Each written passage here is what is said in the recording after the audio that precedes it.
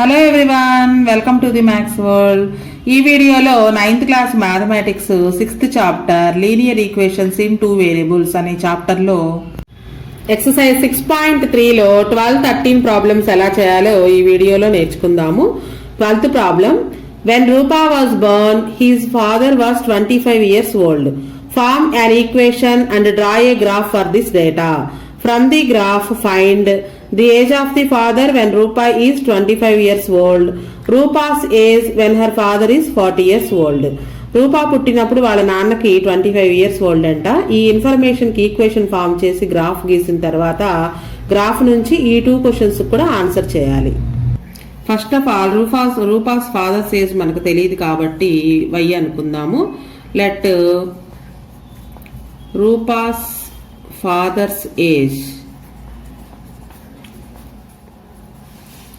b is equal to x years.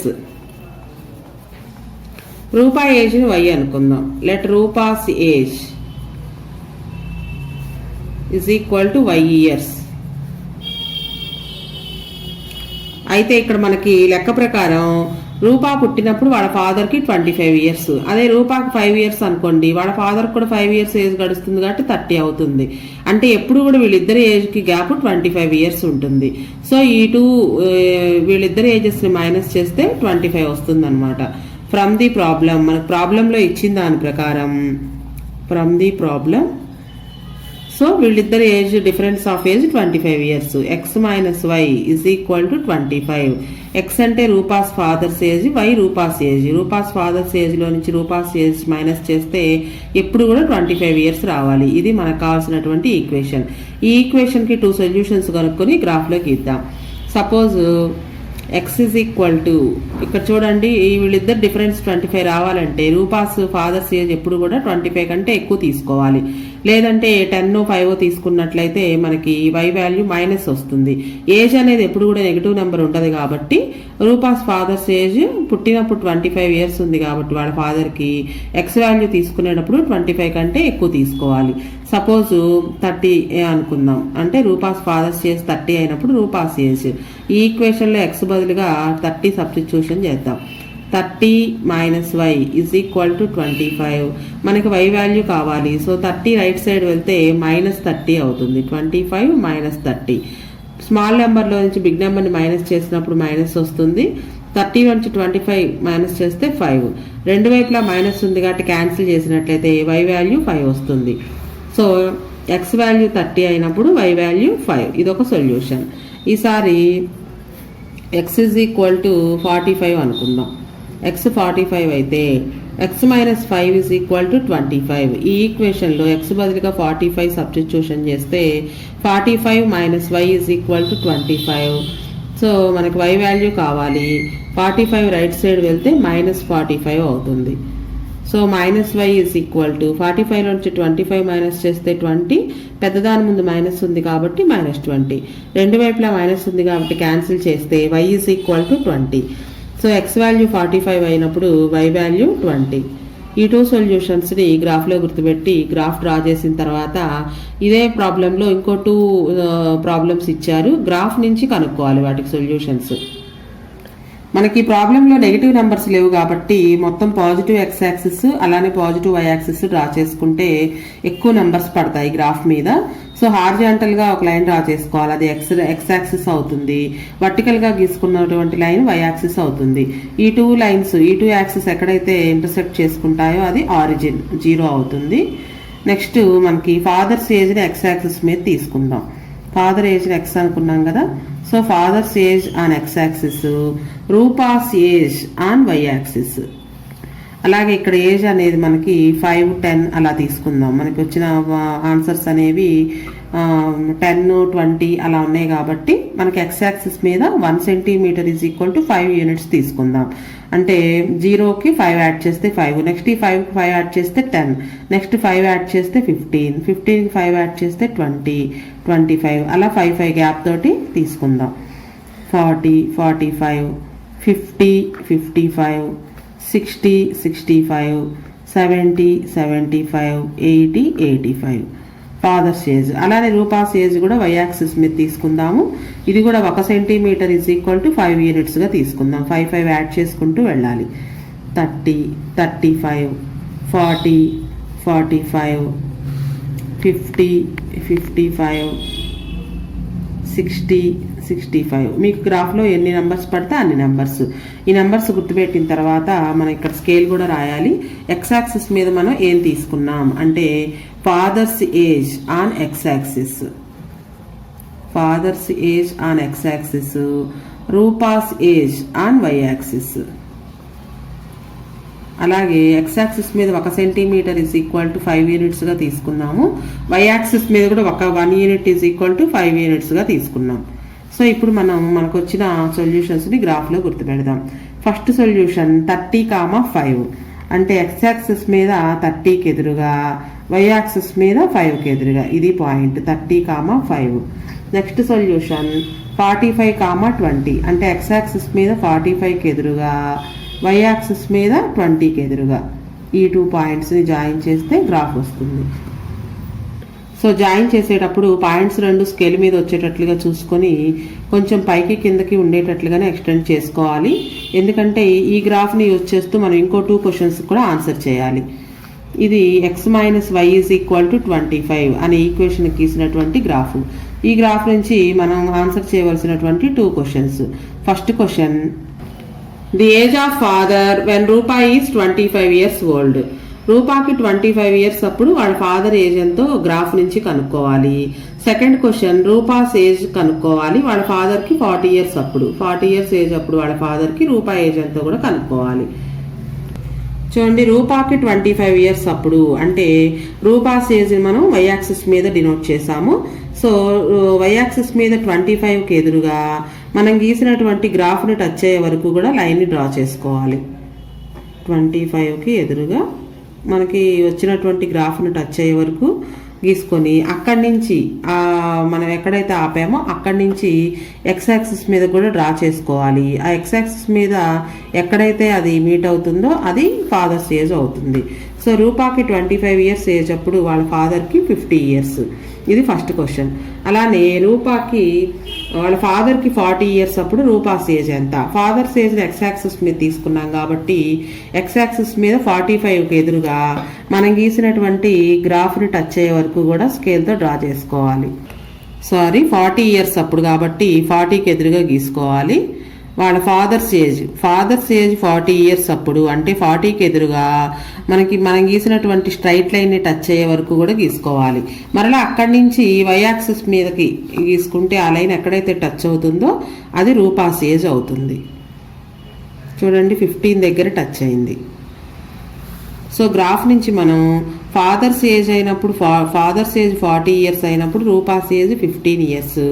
అలాగే first question, Rupa's age 25 years అయినప్పుడు వాళ్ళ ఫాదర్కి 50 years అన్నమాట. ఇది మనం మన సొల్యూషన్ రాసిన దగ్గరే కింద వైపుగా రాయాలి. సో మనం గ్రాఫ్ నుంచి ఏం కనుక్కున్నామో అది కూడా రాద్దాం. From the graph, when Rupa's age is 25 years, when Rupa's age is 25 years, her father age is 50 years. Her father's age is 50 years. ఇది ఫస్ట్ క్వశ్చన్. అలానే second question, Rupa's age when her father age is 40 years, when her father's age is 40 years, Rupa's age is equal to graph నుంచి మనకి 15 years వచ్చింది Rupa's age. ఇది 12th problem. Next 13th problem, an auto charges ₹15 for first kilometer and ₹8 each for each subsequent kilometer. So auto ఎక్కి దిగితే గనక first కిలోమీటర్కి 15 rupees ఇవ్వాలి. తర్వాత ఎన్ని కిలోమీటర్స్ వెళ్తే అన్ని కిలోమీటర్స్కి ప్రతి కిలోమీటర్ కూడా 8 రూపీస్ పే చేయాలి. For a distance of x kilometres and amount of y is paid. అయితే ఒక అతను ఎక్స్ కిలోమీటర్ డిస్టెన్స్ వెళ్ళాడు, ఎంత అమౌంట్ ఇచ్చాడంటే 5 రూపీస్ ఇచ్చాడంట. Write the linear equation representing this information and draw the graph. ఇక్కడ మనకి ఇచ్చిన ఈ ఇన్ఫర్మేషన్ కి లీనియర్ ఈక్వేషన్ ఒకటి ఫామ్ చేసి ఆ ఈక్వేషన్ కి గ్రాఫ్ కూడా గీయాలి. ఆ గ్రాఫ్ నుంచి with the help of graph find the distance travelled if the fair is 55 rupees. ఒకవేళ 55 రూపీస్ మనం పే చేసినట్లయితే ఎన్ని కిలోమీటర్స్ డిస్టెన్స్ వెళ్ళామో కనుక్కోవాలి. అలానే second question, how much would have to be paid for 7 kilometres. 7 kilometres distance కనుక వెళ్ళినట్లయితే మొత్తం అమౌంట్ ఎంత పే చేయాలి. ఫస్ట్దేమో అమౌంట్ ఇచ్చి డిస్టెన్స్ కనుక్కోమన్నారు, సెకండ్ క్వశ్చన్ డిస్టెన్స్ ఇచ్చి అమౌంట్ కనుక్కోమన్నారు. సో ఇది మనకి ఈ లెక్క. ఫస్ట్ ఆఫ్ ఆల్ మనకి ఇచ్చిన ఇన్ఫర్మేషన్ని రాసుకుందాము. Charges for the first kilometre, charges for the first kilometre 15 rupees is equal to 15 rupees. అలానే for the subsequent kilometre, charges for each subsequent kilometre. Subsequent అంటే ఫస్ట్ కిలోమీటర్ తర్వాత వచ్చే కిలోమీటర్స్ని సబ్సిక్వెంట్ కిలోమీటర్ అంటారు. సో ఈచ్ కిలోమీటర్కి వచ్చేటప్పటికి 8 rupees ఇవ్వాలి. అయితే ఇక్కడ మనకి లెక్కలో మొత్తం డిస్టెన్స్ ట్రావెల్డ్ ఎక్స్ కిలోమీటర్లు ఇచ్చారు. Distance travelled is equal to distance travelled is equal to x kilometres, amount paid y rupees అని ఇచ్చారు. ఇది మనకి లెక్కలో ఇచ్చినటువంటి information. Amount paid is equal to y rupees. ఈ ఇన్ఫర్మేషన్కి ఈక్వేషన్ ఫామ్ చేయాలి. సో మనం వై రూపీస్ ఇచ్చాము. ఎప్పుడు ఇస్తాము అంటే ఫస్ట్ కిలోమీటర్కి 15 rupees, total travelled x kilometres కదా. ఈ ఎక్స్ కిలోమీటర్లో ఆల్రెడీ 1 కిలోమీటర్కి ఇచ్చేసాం. ఇంకెన్ని కిలోమీటర్స్ ఉంటాయంటే ఎక్స్లో నుంచి ఒకటి తగ్గించాలి. సో ఎక్స్ మైనస్ 1 ఇంటూ ఈ కిలోమీటర్స్కి 8 రూపీస్ ఇవ్వాలి. సో ఇలా రాసుకోవాలి ఈక్వేషన్. ఎక్స్ మైనస్ 1 ఎందుకు వేసామంటే ఫస్ట్ కిలోమీటర్ 15 ఇచ్చేసాం కాబట్టి ఇక కిలోమీటర్స్లో ఒకటి తగ్గించుకోవాలి. ఎన్ని కిలోమీటర్స్ వెళ్తే అందులో 1 కిలోమీటర్ తగ్గించుకొని ఆ కిలోమీటర్స్ అన్నింటికి కూడా 8 రూపీస్ ఇవ్వాలి. 15 ప్లస్ 8తో మల్టిప్లికేషన్ చేస్తే x into 8 8x minus 8 1s 8. So 15లో నుంచి 8 మైనస్ చేస్తే ఈ రెండు లైక్ టర్మ్స్ నంబర్స్ కాబట్టి మైనస్ చేస్తే 7 ప్లస్ 8x. ఇది మనకు కావాల్సినటువంటి ఈక్వేషన్. ఈ ఈక్వేషన్కి సొల్యూషన్స్ కనుక్కొని గ్రాఫ్లో గుర్తుపెట్టి ఇంకొక 2 క్వశ్చన్స్ ఇచ్చారు కదా, ఆ 2 క్వశ్చన్స్ కూడా ఆన్సర్ చేయాలి. Suppose X is equal to 1 అయినట్లయితే, if X is equal to 1 అనుకున్నట్లయితే ఇచ్చిన ఈక్వేషన్లో ఎక్స్ బదులుగా 1 సబ్స్టిట్యూషన్ చేస్తే 7 plus 8 into 1, 7 plus 8 1s 8, 7 plus 8 15, y is equal to 15 వచ్చింది. ఫస్ట్ ఆర్డర్డ్ పేర్లో ఎక్స్ వాల్యూ రాసుకుంటాం 1,15. అంటే 1 కిలోమీటర్ కనుక వెళ్ళినట్లయితే 15 రూపీస్ పే చేయాలి. అదే ఎక్స్ ఇజ్ ఈక్వల్ టు 2 అయినట్లయితే y is equal to 7 plus 8x. ఈ ఈక్వేషన్లో ఎక్స్ బదులుగా 2 సబ్స్టిట్యూషన్ చేద్దాం.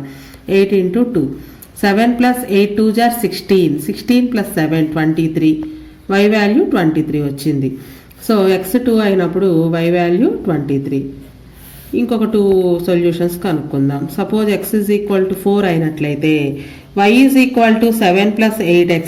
ఈ ఈక్వేషన్లో ఎక్స్ బదులుగా 4 సబ్స్టిట్యూషన్ చేస్తే 8 4 జార్ 32 ప్లస్ 7, 32 ప్లస్ 7 39. ఎక్స్ వాల్యూ 4 అయినప్పుడు y వాల్యూ 39. ఈసారి ఎక్స్ బదులుగా 5 తీసుకుందాం. y is equal to 7 plus 8x. ఈ ఈక్వేషన్లో ఎక్స్ బదులుగా 5ని సబ్స్టిట్యూషన్ చేస్తే 8 5s 40, 40 plus 7 47. So x value 5 అయినప్పుడు y వాల్యూ 47. ఈ 4 పాయింట్స్ని గ్రాఫ్లో గుర్తుపెట్టి గ్రాఫ్ డ్రా చేసిన తర్వాత మిగిలిన 2 ప్రాబ్లమ్స్కి కూడా సొల్యూషన్స్ గ్రాఫ్ నుంచి కనుక్కుందాం. గ్రాఫ్లో ఫస్ట్ హారిజాంటల్గా ఒక లైన్ డ్రా చేసుకోవాలి ఎక్స్ యాక్సిస్, వర్టికల్గా ఒక లైన్ డ్రా చేసుకోవాలి, అది వై యాక్సిస్. లైన్స్ డ్రా చేసుకున్న తర్వాత మనకు వచ్చిన సొల్యూషన్స్లో వచ్చినటువంటి నంబర్స్ని బట్టి స్కేల్ అనేది తీసుకోవాలి. అంటే 1 సెంటీమీటర్ ఈజ్ ఈక్వల్ టు ఎన్ని యూనిట్స్గా తీసుకుంటామనేది చూసుకోవాలి. మనం ఇక్కడ ఎక్స్ వాల్యూస్ అన్నీ కూడా 1 2 3 4 5 అలా తీసుకున్నాం కాబట్టి ఎక్స్ యాక్సిస్ మీద 1 2 3 5 గుర్తుపెడతాము. ఎక్స్ అంటే మనం ఇక్కడ ఈ లెక్కలో అనుకుంది distance travelled. So take distance on x axis and amount paid on y axis. Amount paid on y axis. X axis మీద కిలోమీటర్స్ని 1 2 3 అనుకుందాం. అంటే 1 సెంటీమీటర్ని 1 యూనిట్గా తీసుకుంటున్నాం. 1కి 1 యాడ్ చేస్తే 2, 2కి 1 యాడ్ చేస్తే 3, అలా 1 సెంటీమీటర్ యాడ్ చేసుకు 1 సెంటీమీటర్ని 1 యూనిట్గా తీసుకున్నాము. 13, 14, 15, 16 ఎన్ని నెంబర్స్ పడితే అన్ని నెంబర్స్. అలాగే వై యాక్సిస్ మీద అమౌంట్ పెయిడ్ అనేది తీసుకున్నాము. అమౌంట్ని ఇక్కడ మనకి ఎక్కువ 47 వరకు వచ్చింది కాబట్టి ఒక్కొక్క సెంటీమీటర్ని 5 యూనిట్స్గా తీసుకున్నాం. 5, 10, 15, 20, 25, 5 యాడ్ చేసుకుంటూ వెళ్ళడమే. 35, 40, 45, 50, 55, 60, 65, 70, 75, 80. మనకు అవసరమైతే కనుక ఇంకా ఈ పైన నెంబర్స్ కూడా రాసుకోవచ్చు. ఈ నెంబర్స్ గుర్తుపెట్టిన తర్వాత స్కేల్ రాయాలి. స్కేల్ అని ఇక్కడ రైట్ సైడ్ కార్నర్లో పెట్టిన తర్వాత ఎక్స్ యాక్సిస్ మీద ఏం తీసుకున్నామో రాయాలి. డిస్టెన్స్ తీసుకున్నాం. So distance on x axis 1 centimetre is equal to 1 యూనిట్గానే తీసుకున్నాం. అలాగే అమౌంట్ పెయిడ్ అనే దాన్ని వై యాక్సిస్ మీద తీసుకున్నాం. Amount paid on y axis ఇక్కడ 1 సెంటీమీటర్ ఈజ్ ఈక్వల్ టు 5 యూనిట్స్గా తీసుకున్నాం. సో స్కేల్ కూడా రాసిన తర్వాత మనకి సొల్యూషన్లో వచ్చిన పాయింట్స్ని గ్రాఫ్లో గుర్తుపెట్టి గ్రాఫ్ డ్రా చేద్దాం. ఫస్ట్ పాయింట్ 1,15 అంటే ఎక్స్ యాక్సిస్ మీద 1కి ఎదురుగా, వై యాక్సిస్ మీద 15కి ఎదురుగా 1,15. Second one 2,23. సో ఇక్కడ ఎక్స్ యాక్సిస్ మీద 2 కనిపిస్తుంది. 23 అంటే 20కి 25కి మధ్యలో ఉన్న 10 లైన్స్లో 2 లైన్స్ ఒక నెంబర్ అవుతుంది అనమాట. మొత్తం 20కి 25కి మధ్యలో 5 నెంబర్స్ ఉన్నాయి. ఇక్కడ స్మాల్ లైన్స్ ఏమో 10 ఉన్నాయి. సో 2 లైన్స్ ఒక నెంబర్ కింద తీసుకుంటాము. 2కి ఎదురుగా 23 అంటే 20 తర్వాత first 2 lines 21, next 2 lines 22, next 2 lines 23. Next one 4,39. 4కి ఎదురుగా 39 అంటే 40 కంటే 2 లైన్స్ తక్కువ అనమాట. ఒక్కొక్క నెంబర్ 2 లైన్స్ వస్తుందని చెప్పుకున్నాం కదా. 40 కంటే 2 లైన్స్ తక్కువగా తీసుకోవాలి. 39. నెక్స్ట్ 5,47. ఎక్స్ యాక్సిస్ మీద 5కి ఎదురుగా, వై యాక్సిస్ మీద 47 అంటే 45 తర్వాత వచ్చే 2 లైన్స్ ఒక నెంబర్ కింద లెక్కేసుకోవాలి. 2 నెంబర్స్ 46, 47. ఇది 47. సో ఈ పాయింట్స్ అన్నిటినీ కలిపినట్లయితే మనకి ఇచ్చిన లెక్కకి గ్రాఫ్ వస్తుంది. కలిపేటప్పుడు పాయింట్స్ అన్నీ కూడా స్కేల్ మీద వచ్చేటట్లుగా చూసుకొని కొంచెం పైకి ఎక్స్టెండ్ చేయాలి. ఎందుకంటే ఈ గ్రాఫ్ నుంచి మనం ఇంకో 2 క్వశ్చన్స్ కూడా ఆన్సర్ చేయాలి. ఇక్కడ మనకి వచ్చినటువంటి equation y is equal to 7 + 8x అనే ఈక్వేషన్ గీసినటువంటి గ్రాఫ్ ఇది. ఇప్పుడు ఈ గ్రాఫ్ నుంచి మనం కనుక్కోవాల్సినటువంటి 2 క్వశ్చన్స్ చూద్దాం. ఫస్ట్ క్వశ్చన్ 55 రూపీస్ పే చేశారంట. అయితే ఎన్ని కిలోమీటర్స్ డిస్టెన్స్ ట్రావెల్ చేశారో కనుక్కోవాలి. అమౌంట్ పెయిడ్ 55 రూపీస్ కాబట్టి అమౌంట్ పెయిడ్ వై యాక్సిస్ మీద 55కి ఎదురుగా మనం డ్రా చేసినటువంటి గ్రాఫ్ను టచ్ అయ్యే వరకు కూడా లైన్ డ్రా చేయాలి. 55కి ఎదురుగా ఈ స్ట్రైట్ లైన్ని టచ్ అయ్యే వరకు డ్రా చేసి అక్కడి నుంచి ఎక్స్ యాక్సిస్ మీదకి డ్రా చేయాలి. అది ఎక్స్ యాక్సిస్ మీద ఎక్కడైతే మీట్ అవుతుందో అది ఆన్సర్ అవుతుంది. సో 6 దగ్గర మీట్ అయింది అంటే 55 రూపీస్ ఆటో వాడికి ఇచ్చారు అంటే ఎన్ని కిలోమీటర్స్ వెళ్ళినట్లు 6 కిలోమీటర్స్. ఒకసారి చెక్ చేసినట్లయితే 6 కిలోమీటర్స్ అంటే ఫస్ట్ కిలోమీటర్ 15 రూపీస్ ఇస్తాము. ఇంకా 5 కిలోమీటర్స్ ఉంటుంది. 5 8s 40, 40 + 15 55 సరిపోయింది. నెక్స్ట్ మనం కనుక్కోవాల్సింది 7 కిలోమీటర్స్ కనుక వెళ్ళినట్లయితే ఎంత అమౌంట్ పే చేయాలి. ఇక్కడ డిస్టెన్స్ని ఎక్స్ యాక్సిస్ మీద తీసుకున్నాం కాబట్టి ఎక్స్ యాక్సిస్ మీద 7కి ఎదురుగా ఇప్పుడు మనకు వచ్చినటువంటి స్ట్రైట్ లైన్ని టచ్ అయ్యే వరకు లైన్ డ్రా చేసుకోవాలి. టచ్ అయ్యే వరకు డ్రా చేసుకుని అక్కడి నుంచి వై యాక్సిస్ మీదకి డ్రా చేయాలి. అది వై యాక్సిస్ మీద ఎక్కడైతే టచ్ అవుతుందో అది మనకి అమౌంట్ పెయిడ్ అవుతుంది.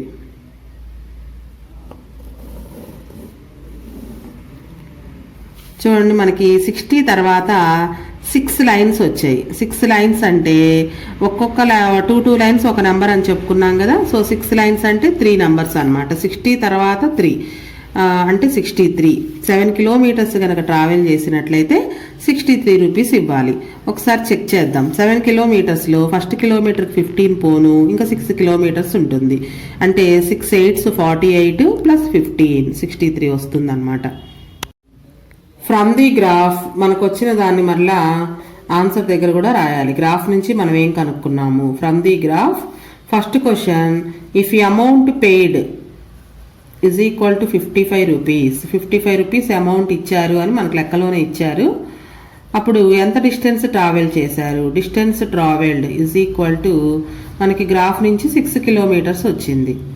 Distance travelled is equal to 6 kilometres. Second question, if distance travelled is equal to 7 kilometres. 7 kilometres కనుక వెళ్ళినట్లయితే ఎంత అమౌంట్ పే చేయాలి అనేది కూడా మనం గ్రాఫ్ నుంచి కనుక్కున్నాం. Amount paid is equal to మనకి గ్రాఫ్ నుంచి 63 రూపీస్ వచ్చింది. చెక్ చేసినట్లయితే 7 కిలోమీటర్స్లో ఫస్ట్ కిలోమీటర్కి 15, ఇంకా ఫస్ట్ 1 కిలోమీటర్కి ఇచ్చేసిన తర్వాత ఇంకా 6 కిలోమీటర్స్ ఉంటాయి. ఈచ్ కిలోమీటర్కి 8 రూపీస్ ఇవ్వాలంటే 6 × 8, 15 + 6 × 8 = 48. 48, 15 యాడ్ చేస్తే 63 వస్తుంది. సో ఇలా కూడా చెక్ చేసుకోవచ్చు. గ్రాఫ్ నుంచి 63నే వచ్చింది, మనకి క్యాలిక్యులేషన్ చేసినా కానీ 63నే వచ్చింది.